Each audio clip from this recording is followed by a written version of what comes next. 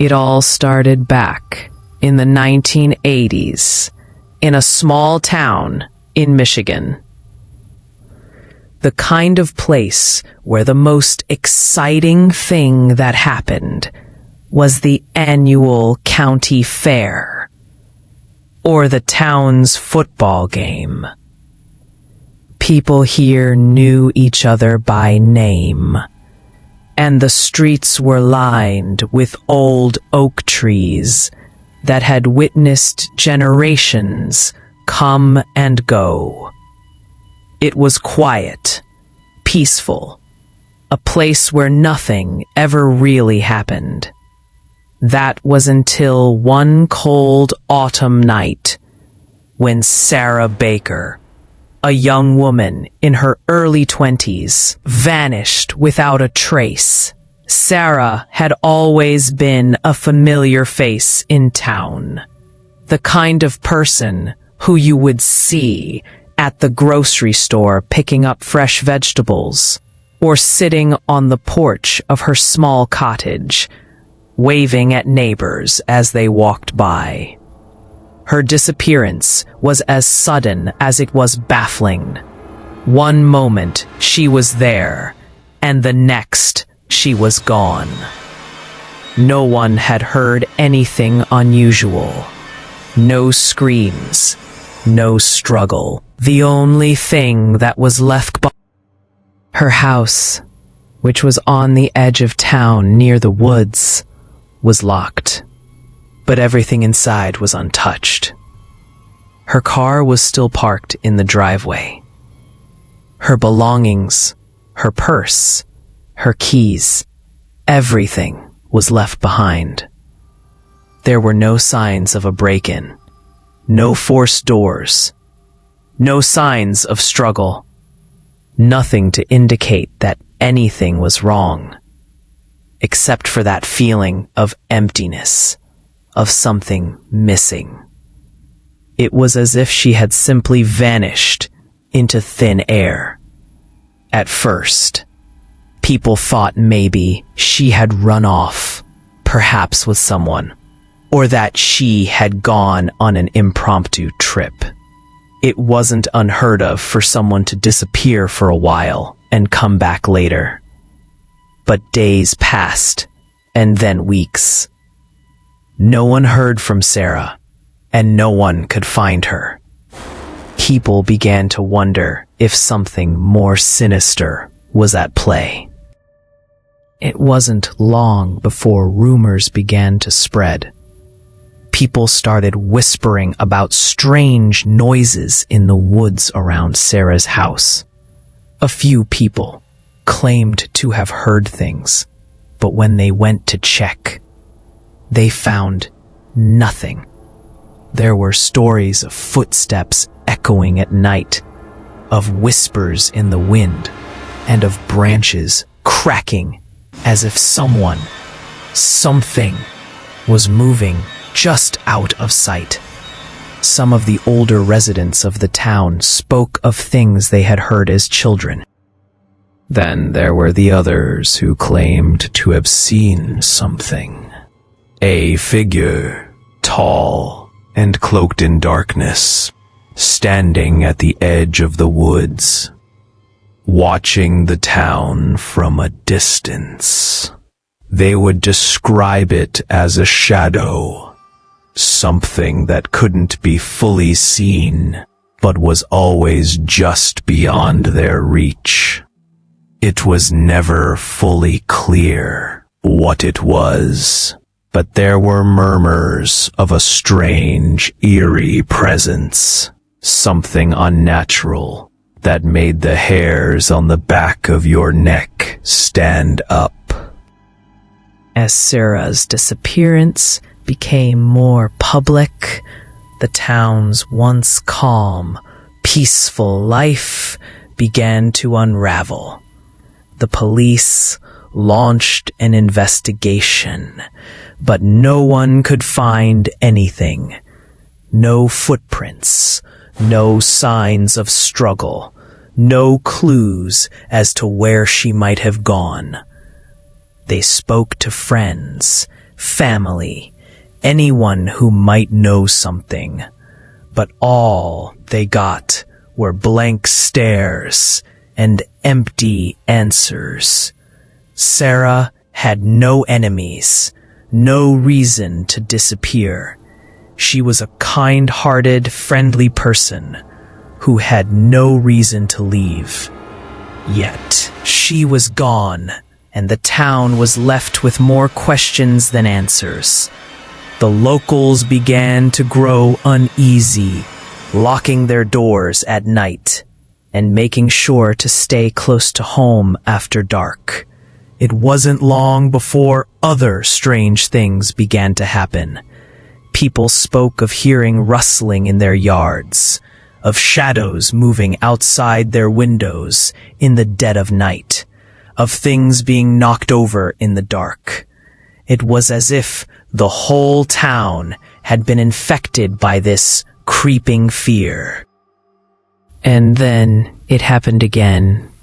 A few months later, another person disappeared. This time, it was Tom Miller, a local fisherman who had lived in town all his life. He was well known and well liked, the kind of guy who'd always wave when you drove by. But one morning, when his wife went to check on him, he was gone. His fishing boat was still tied to the dock, his lunch untouched, his coat hanging on the hook by the door. There was no sign of a struggle, no sign of where he might have gone. It was as though Tom had just vanished, the same way Sarah had. The disappearances continued, one after another. Each time, the town was left with more fear and fewer answers. It wasn't long before people started to wonder if these disappearances were connected, if something far darker was lurking in their quiet little town. Some whispered that the killer, if that's what it was picking off people one by one, leaving no trace behind. Others thought it was something more, a curse, perhaps, something that had been haunting the town for years. The police tried to keep things under control, but as the number of disappearances grew, so did the fear.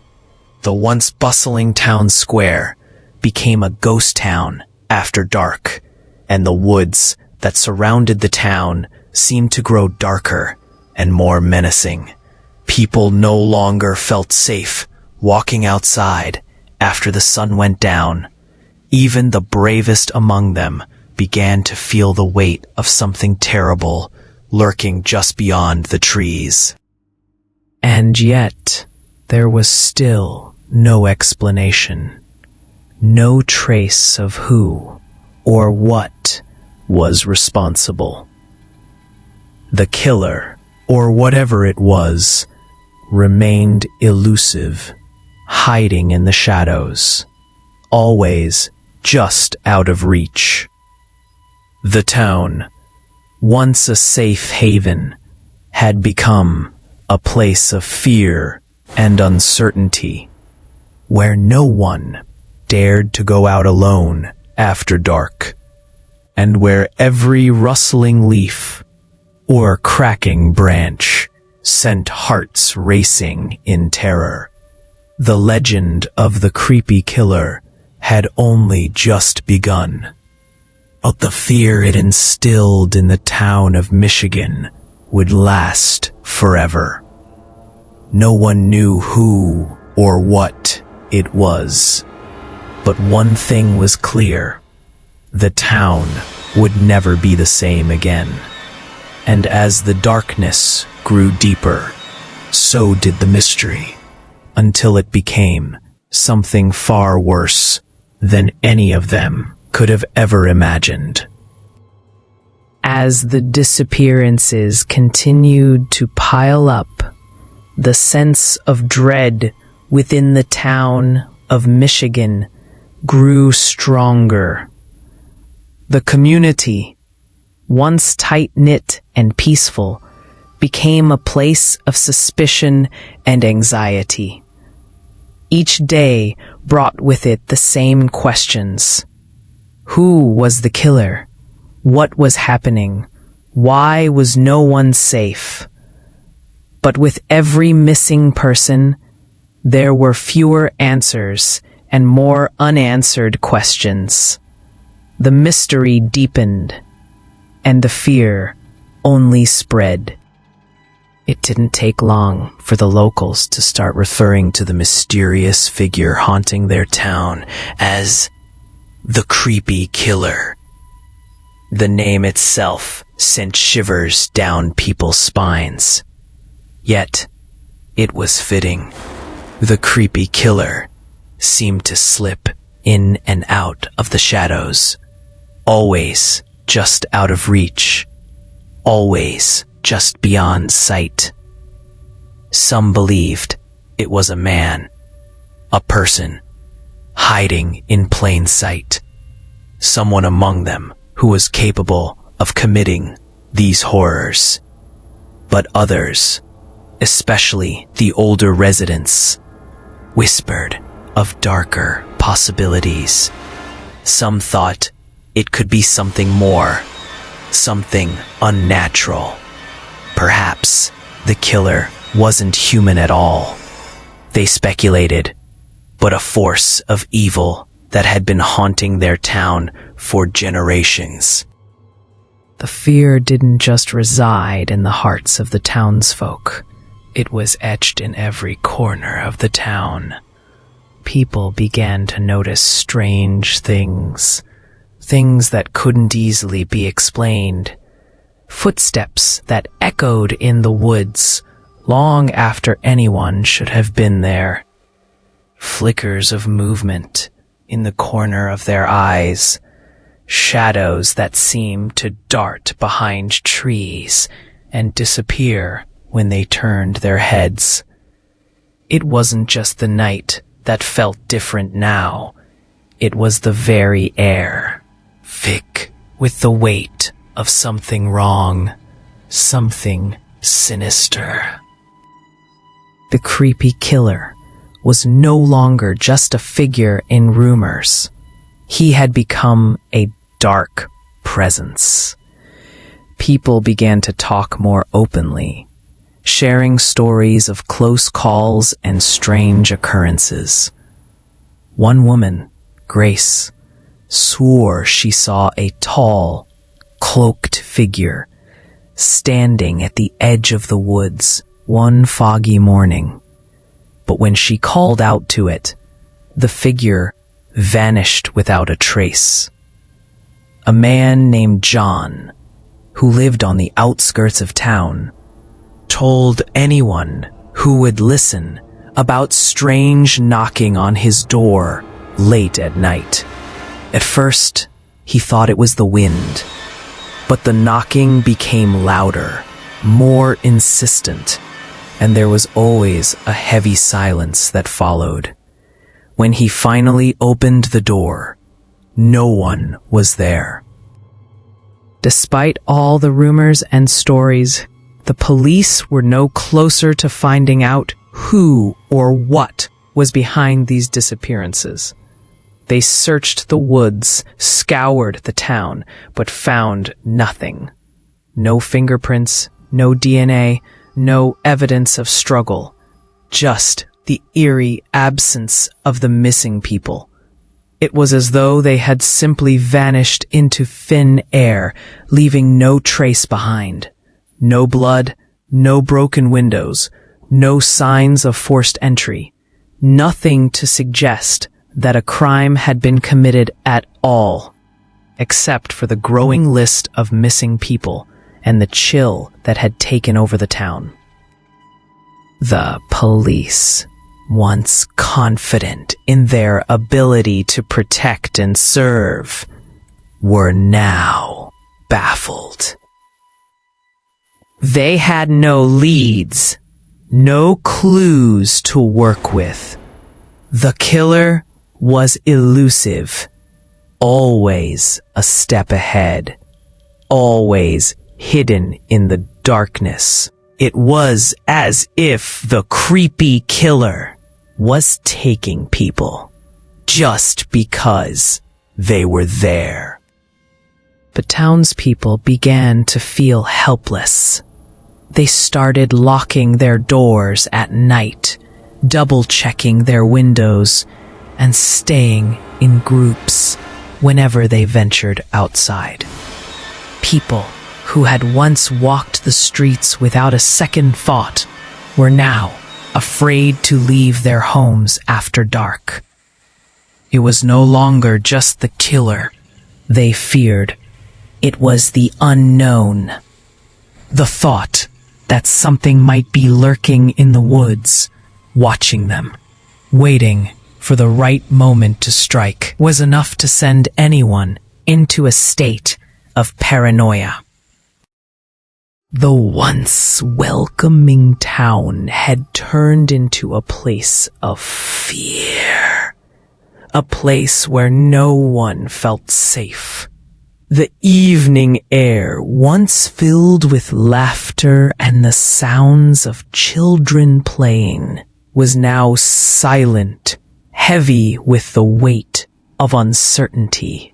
People would often glance over their shoulders, half expecting to see something or someone there in the dark.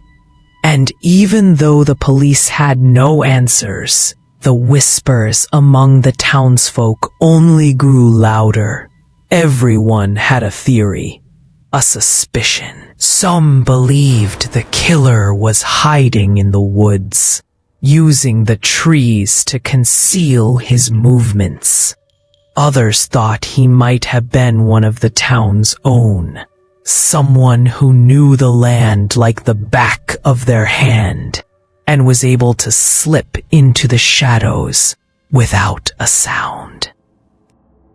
The woods, which had once been a peaceful place for hunting and fishing, now seemed like a dark, haunted maze.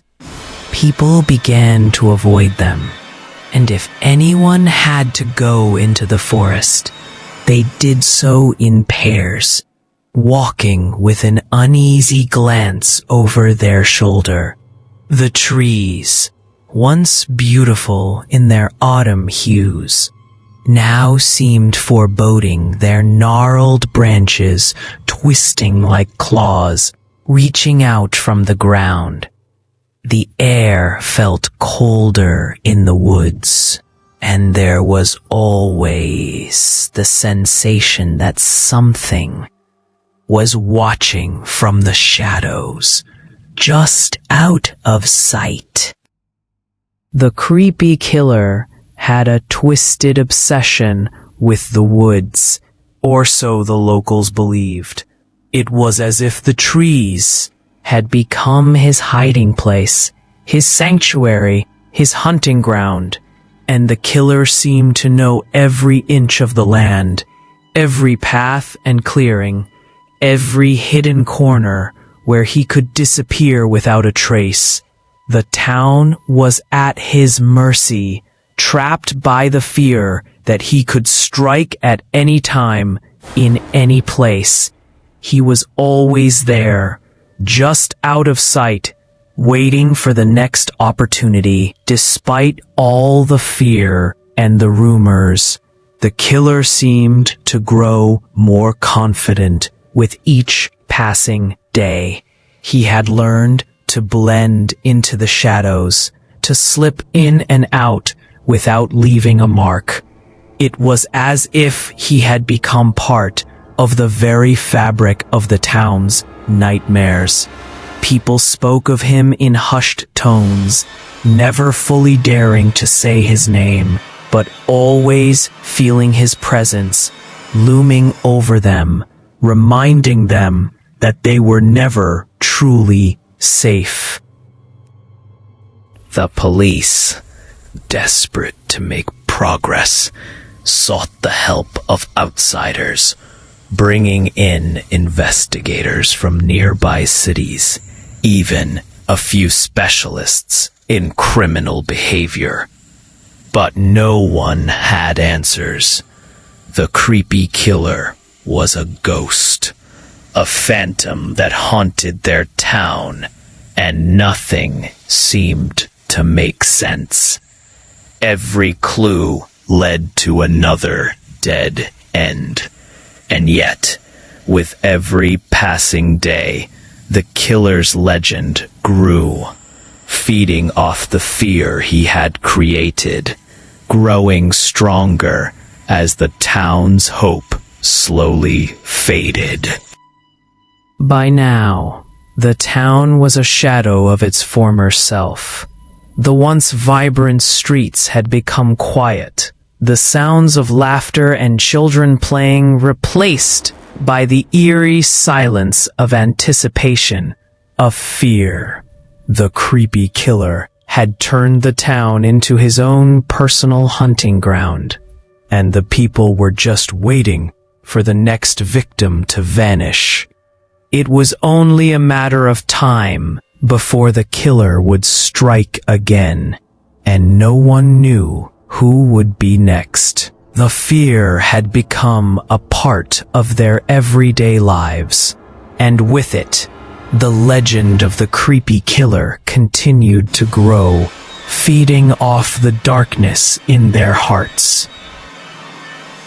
As years went by, the creepy killer became more of a legend than a reality. The town, though still haunted by the memories of those missing, tried to move on. People still locked their doors at night, and the stories were passed down to the younger generation, who grew up with the shadows of the past looming over them. But as the years stretched on, the fear began to fade, replaced by the routine of daily life. The once present terror that had gripped the town began to lose its hold.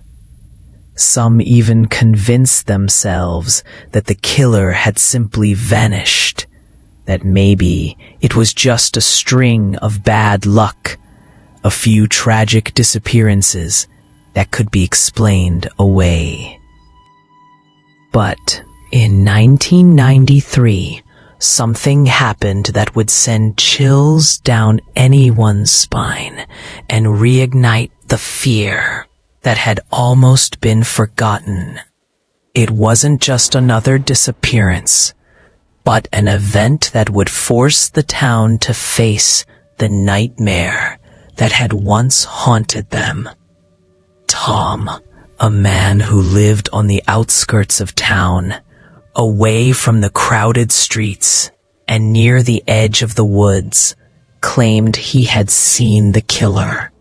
He had always been a quiet man, living alone in his modest house, spending most of his time working on his farm and avoiding the bustling of the town.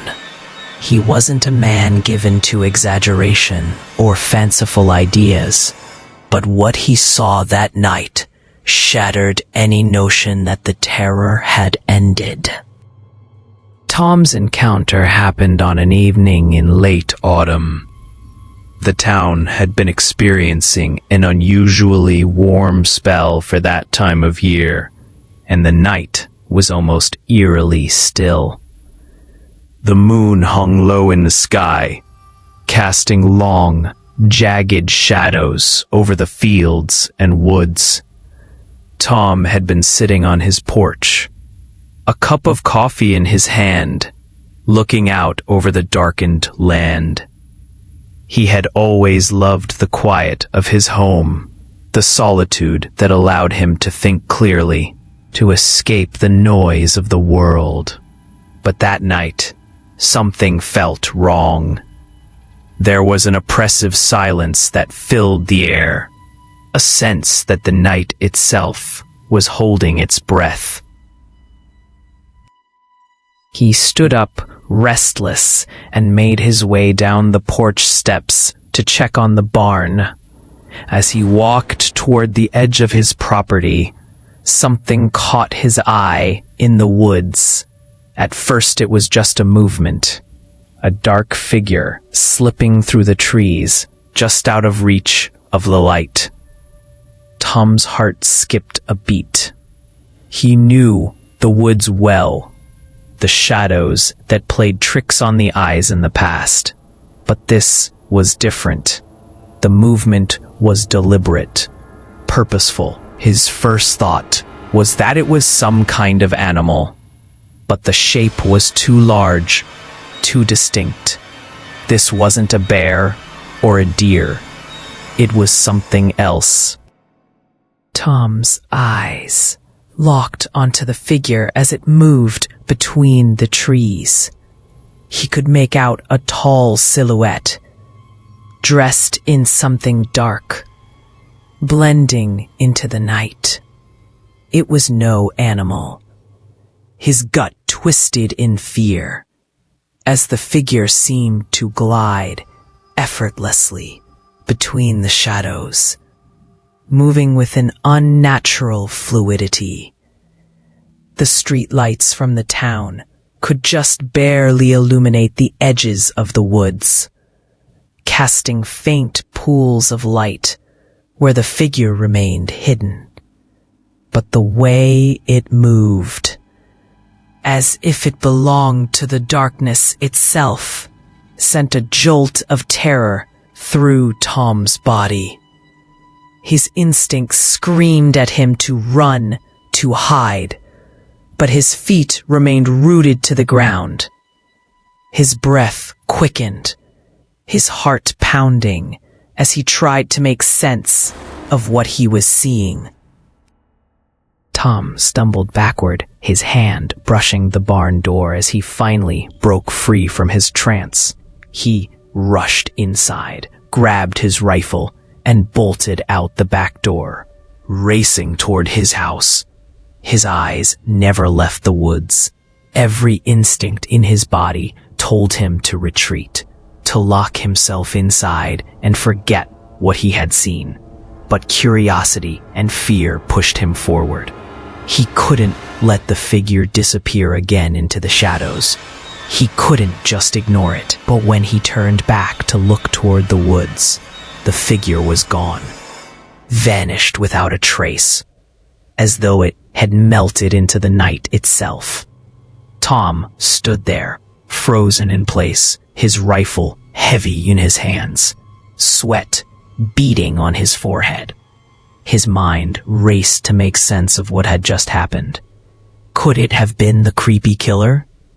The same figure who had haunted the town for years. Tom's pulse hammered in his ears as he stumbled back toward the house, his hands trembling.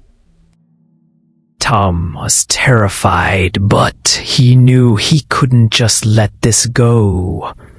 He had to warn someone, had to let the town know what he had seen. He called the police, his voice shaking as he explained what had happened. He told them everything. The tall, dark figure, the way it had moved through the woods, how it seemed to vanish without a trace. The police didn't respond immediately, and Tom, feeling a rising sense of dread, decided to go back to the woods to see if there was any evidence that might explain what he had seen. But when the officers finally arrived at his house, hours later, they found nothing. His house was empty, untouched, just like Sarah's and all the others before him. The doors were locked, and there were no signs of struggle. No blood, no evidence of forced entry. Tom's rifle was found lying on the porch, but there was no sign of him. He had disappeared into thin air. It was as though he had vanished, just like the others, swallowed up by the darkness of the woods. The police searched his property, the surrounding area, and the woods, but once again, there was nothing. No footprints, No signs of a struggle. The only thing left behind was the overwhelming sense that something dark had taken him, that the nightmare had returned. The house was abandoned, the door left wide open, as if Tom had simply walked away.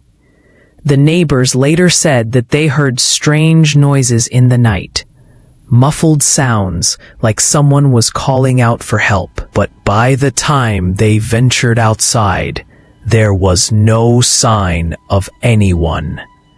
Tom's disappearance shook the town to its core. The fear that had been so tightly repressed for years suddenly rushed back, flooding the town with a chilling reminder of the terror that had once gripped them. The legend of the creepy killer was no longer just a story. It was real, and it had taken Tom. It seemed that the killer had returned, more elusive than ever, and no one was safe. For days, the town was filled with whispers. Everyone had heard the stories of the creepy killer. But now, with Tom's disappearance, the fear became all too real. People locked themselves inside, and those who dared venture out did so with one eye constantly watching the shadows. The woods that had once been a place of peace and solitude were now viewed as a dark, haunted place full of danger and mystery.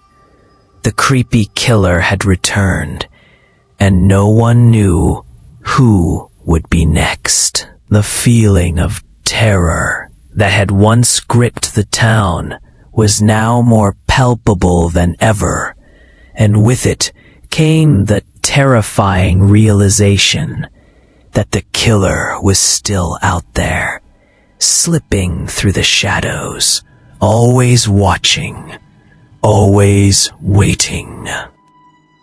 In 1998, when the memory of the creepy killer still hung heavy in the town like a persistent fog, something happened that would bring the fear back with full force. It wasn't another disappearance, nor was it a strange noise in the woods. This time, it was something tangible, a discovery that would leave the entire town questioning everything they thought they knew about the horrors that had plagued them for years. It was a warm spring day when Sarah and Adam, a young couple who enjoyed hiking, ventured into the woods just outside the town. They had no idea what they were about to stumble upon. The woods, once a place of solace and peace, had now become a source of dread for most of the town's residents. But Sarah and Adam weren't aware of the fear that clung to every tree and stone. They only saw a place to enjoy a quiet afternoon together. The trail they took was familiar to many. An old path worn down by years of hikers and campers.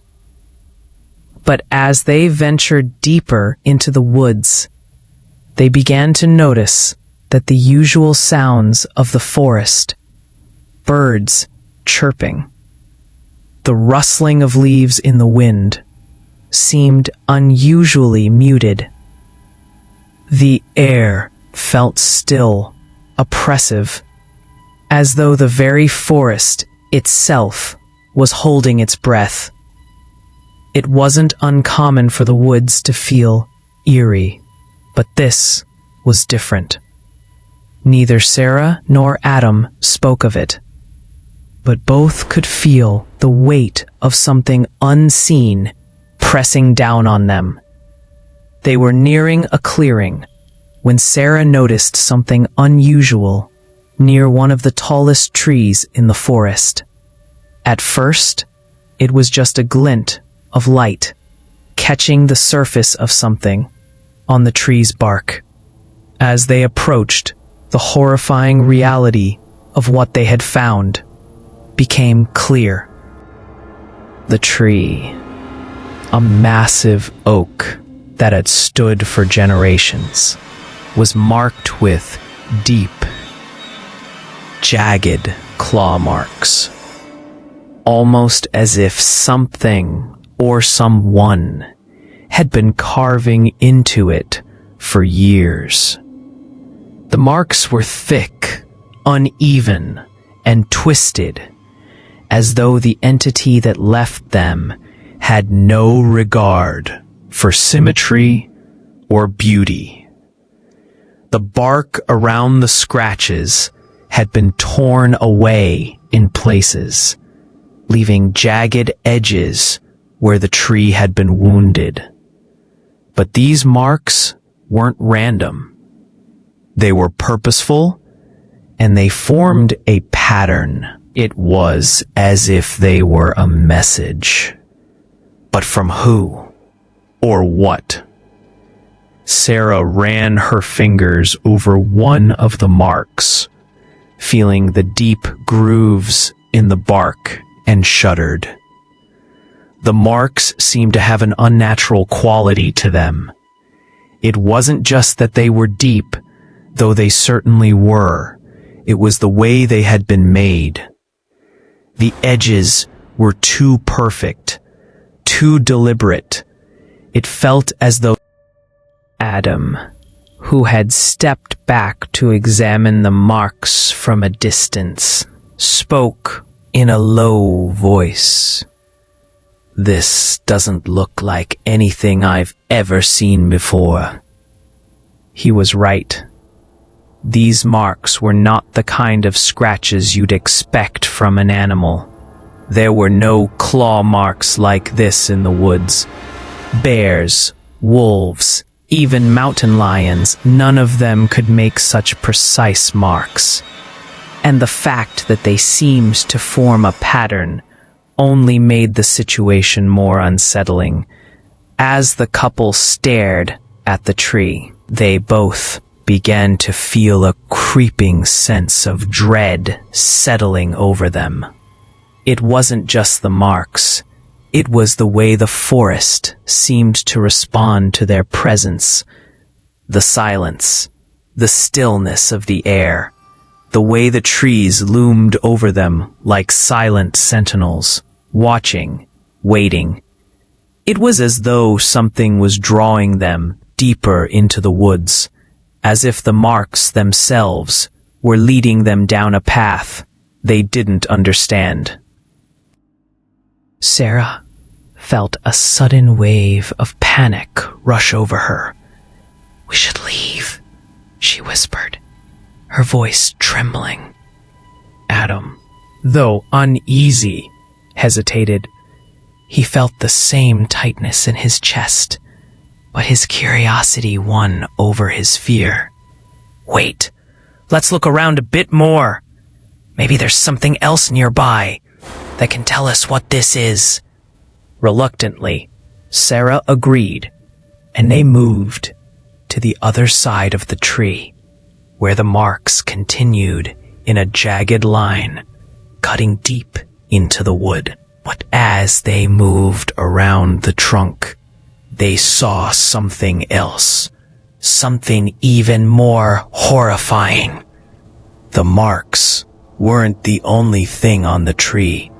There, near the base of the trunk, was something that looked like an etching, something that had been carved into the bark with care. It was a symbol, but one they couldn't understand.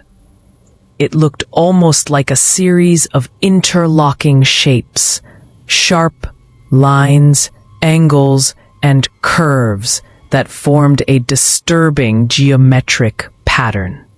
The lines were faint, but still visible, as though someone or something had etched it there deliberately.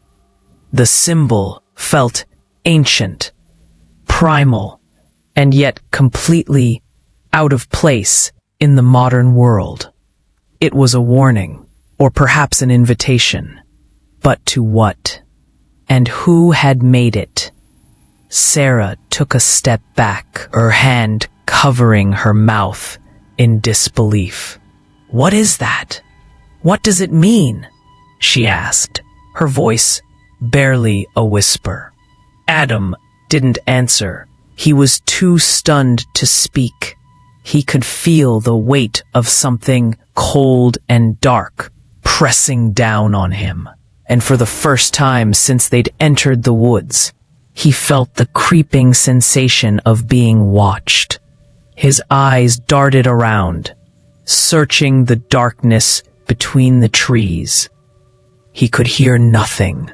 No rustling, no birds, no wind. Just before either of them could process what they had found, the ground beneath them seemed to shift. The wind began to stir, though it was still unnervingly quiet. And then, just as quickly as it had started, the wind stopped. But the air felt heavier now, more suffocating. The silence felt alive, as though it was holding its breath, waiting for something to happen. Suddenly, Sarah grabbed Adam's arm. Her eyes were wide with terror. "We need to go now," she shouted. Adam didn't argue. He didn't need to. They both knew something was wrong. Something was watching them. Something was waiting. They turned quickly, retracing their steps back to the trail. But as they did, a strange noise caught their attention. It was faint at first, almost like a low growl, far off in the distance. Then it grew louder, closer, as though something was moving swiftly through the underbrush, following them. Panic set in, and they began to run, their footsteps echoing in the silence, their hearts pounding in their chests. The noise behind them grew louder still, but when they dared to look over their shoulders, there was nothing there. Only the dark, endless stretch of woods. But the terror they felt was very real.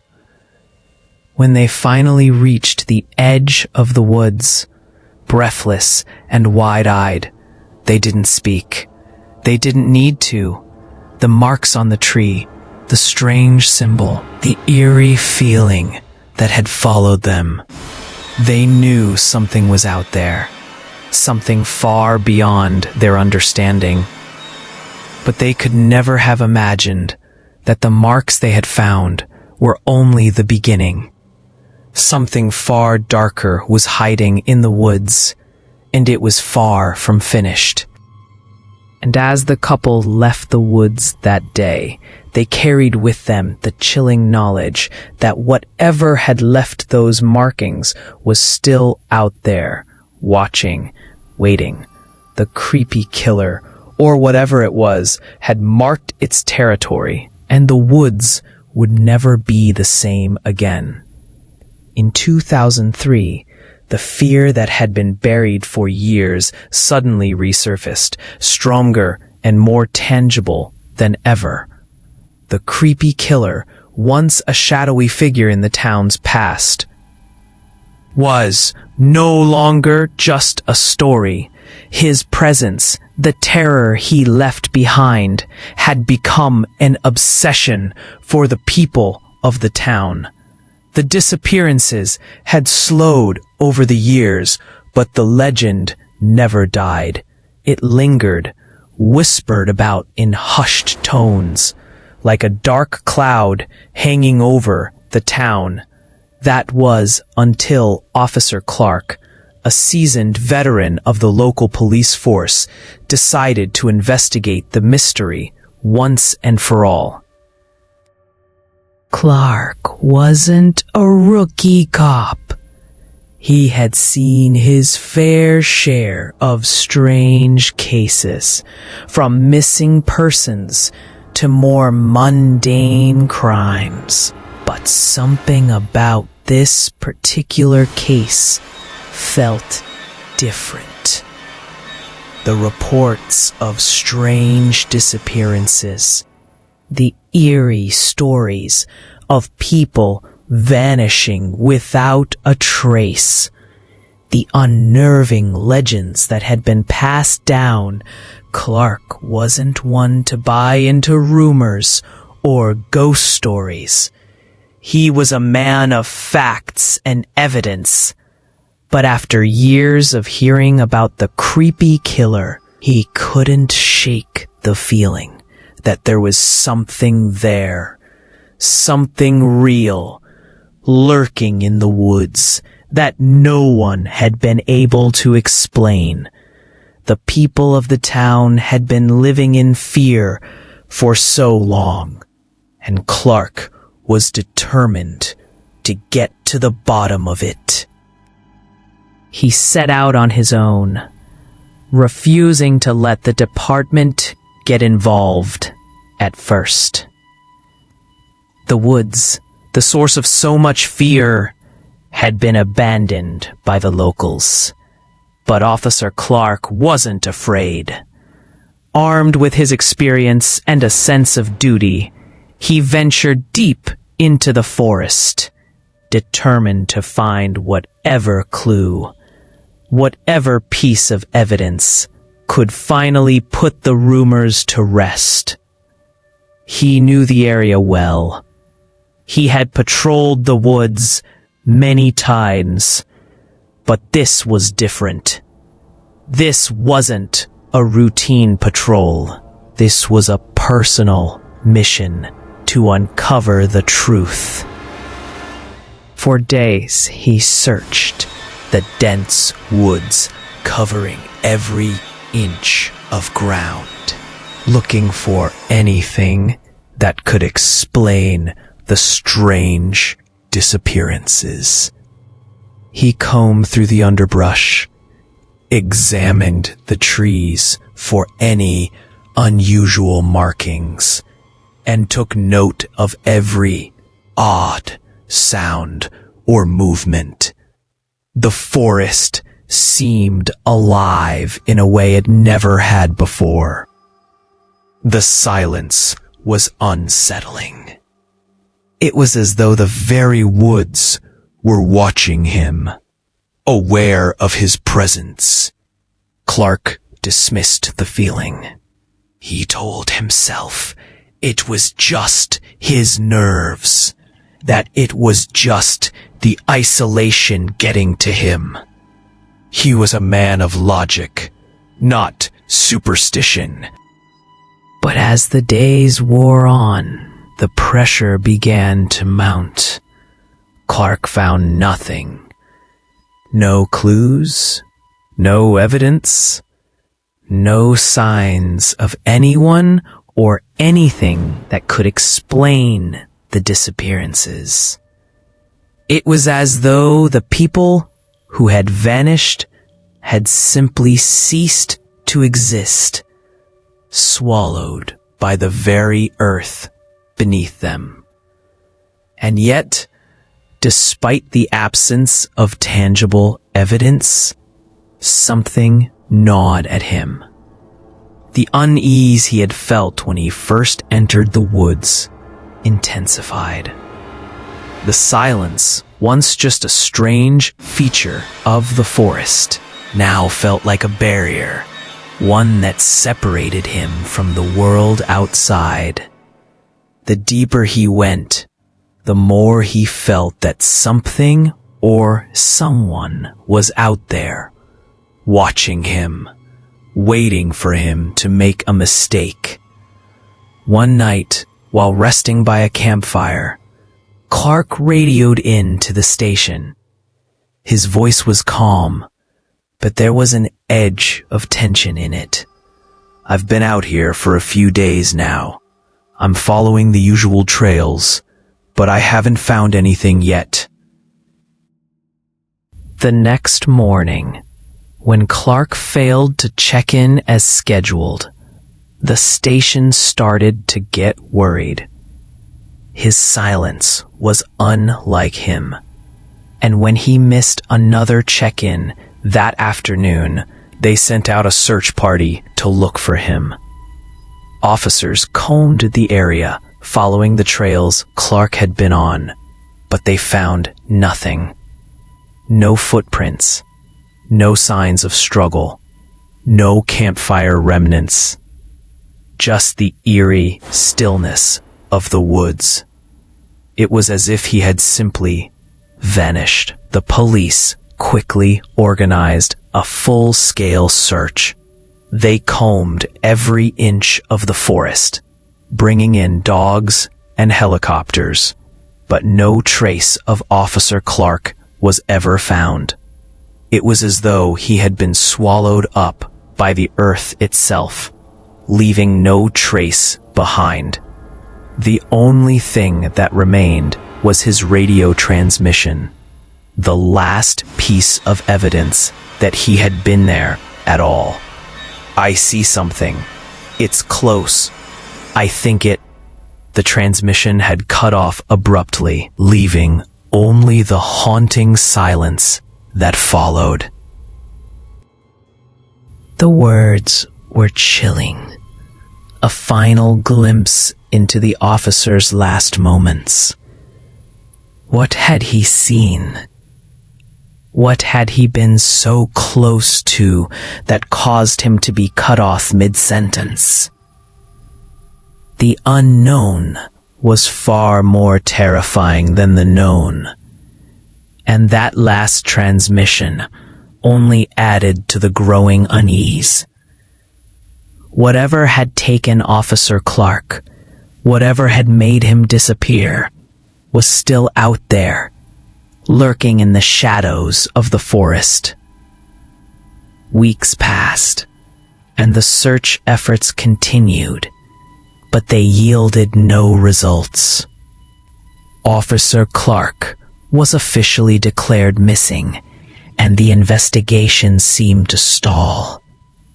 The townspeople began to whisper again, reminding each other of the creepy killer, the legend that had haunted their nightmares for so long. They had always hoped it was just a story, that the killer... Some began to speculate that perhaps the killer wasn't even human at all. The stories had always pointed to a man. But what if the creature in the woods was something older? Something that had existed long before the town was built. Some of the older residents began to speak of legends, stories passed down from their grandparents, of creatures that lived in the darkness of the woods, feeding off fear, stalking those who dared to enter their domain. These were not just stories. They were warnings. Warnings that had been ignored for too long.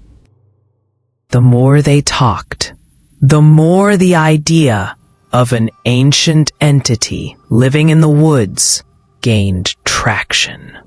Some believed it was a curse, something that had been placed on the land long ago, a punishment for sins committed long before their time. Others thought it was something more primal, a being that had lived in the forest long before humans had settled the area. Whatever it was clear that the creepy killer was not just a man. It was something far older, far darker, and much more dangerous. As the months passed, The people of the town grew increasingly paranoid. The fear of the creepy killer returned in full force. They locked their doors and windows at night, refusing to venture into the woods after sunset. The once friendly streets became desolate, with fewer and fewer people willing to go outside. The town had become a shell of its former self, a place where the past haunted the present, and the future seemed uncertain. And yet, despite all the fear, no one knew the true nature of the creepy killer. Was it a man? A creature? Or something far more sinister? The mystery remained unsolved, and the town was left to live in the shadow of the unknown. Its people gripped by the fear that one day they too might vanish without a trace, just like Officer Clark. The creepy killer had claimed another victim. But had it really? Or was there something even more terrifying at play in the dark corners of the woods?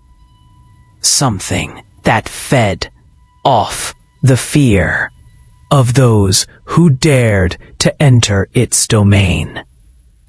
The answer remained elusive as the legend grew stronger and the terror deepened.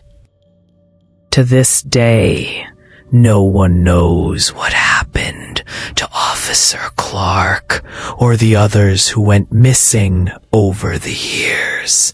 The people of the small town, once hopeful that the strange disappearances would eventually end, have learned to live with the fear. A fear that lingers in every shadow, every quiet corner of the woods.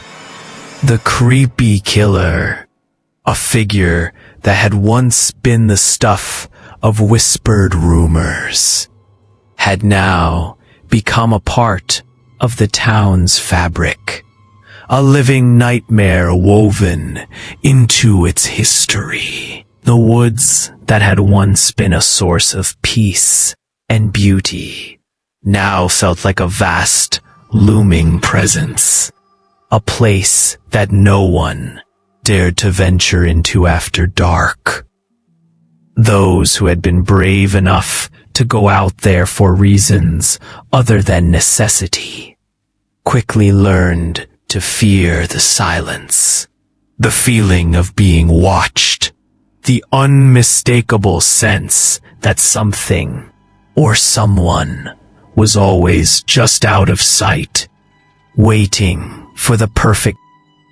The creepy killer, the name now synonymous with terror, had never been caught. There were no concrete answers, no explanations, just a trail of horror and unanswered questions. Despite the many years that had passed, the killer's presence was still felt, even by those who had never personally encountered him. Every time someone ventured into the woods and didn't return, the same old fears resurfaced. The same dark thoughts crept into people's minds. Was this the creepy killer? The idea of a man capable of such monstrous acts was terrifying, but even more chilling was the possibility that the killer was something more, something darker and more ancient. The townspeople, desperate for answers, spoke of theories. Some said the killer was a man, a serial murderer who had learned to blend into the shadows, to slip in and out of the woods unnoticed. a man who had never been caught because he knew how to cover his tracks, how to move through the forest with the same ease as the animals that lived there. Others believed that the killer wasn't a man at all. Some whispered that it was something far worse, a creature, a beast, something from the deepest corners of the world, something that had been hiding in the forest for centuries, waiting for the right time to emerge. The stories about the killer began to grow. The people of the town remembered their history and began to tell of ancient legends, of creatures that once roamed the land, dark beings that were never meant to be seen by human eyes. These creatures, they said, were driven by a hunger, a thirst for fear, for terror, and they had learned to feed off the fear of the humans who dared to enter their domain.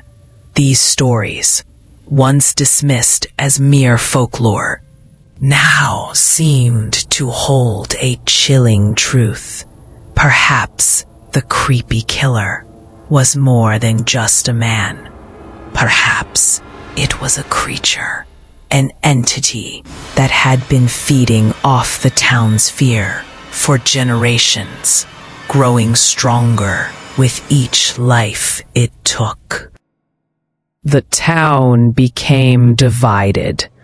Some still clung to the belief that the killer was human, a man hiding in the woods, perhaps a fugitive or a psychopath who had made the forest his home.